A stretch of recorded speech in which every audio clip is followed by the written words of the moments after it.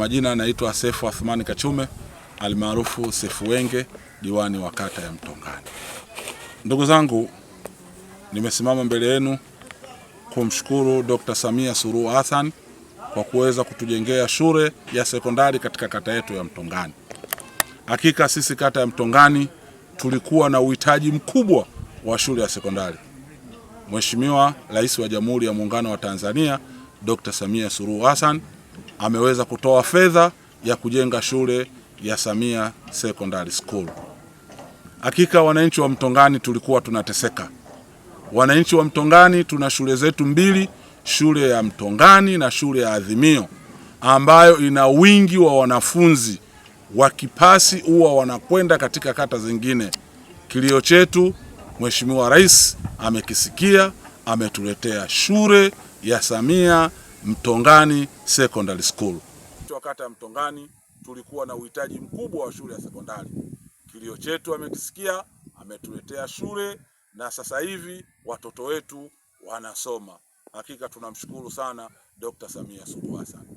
Tunatoa pongezi kwa mkurugenzi wa halmashauri Bibi Eda kwa kuweza kusimamia zile fedha mpaka shule ile kusimama.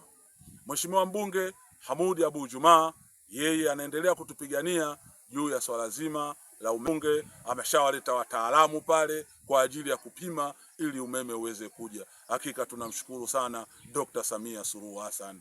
Dr. Samia Suluhu Hassan ametutendea mema wananchi wa kata ya Mtongani. Samia Suluhu Hassan ni rais wetu wa Jamhuri ya Muungano wa Tanzania kwa kusogezea huduma hizi za shule hapa karibu.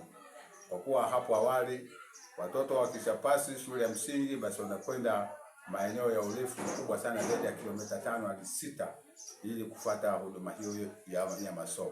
Sasa hivi watoto wanasoma, wakishamaliza kusoma hapo darasa la 7 na wanaingia hapa tena form 1 hadi form 4. Kwa majina naitwa Mwalimu Saidi Ali Idoa, mkuu wa shule ya sekondari Samia Mtongani iliyopo katika kitongoji cha Kisabi, kata ya Mtongani, katika mji mdogo wa Mlandizi. Katika shule yetu tumepata miradi kutoka SEQUIP, ambapo tumepata miradi mbalimbali ikiwemo miradi wa madarasa, miradi ya nyumba. Kama mnavyoiona hapa tupo katika nyumba ambayo imejengwa kupitia mradi wa SEQUIP, ambayo ni nyumba ya walimu wawili ambayo ni 2 in 1, ambao mradi huu ulitekelezwa kwenye bajeti ya 24-25. Kwa kweli mradi huu tuwezesha katika upatikanaji wa nyumba ambayo imerahisisha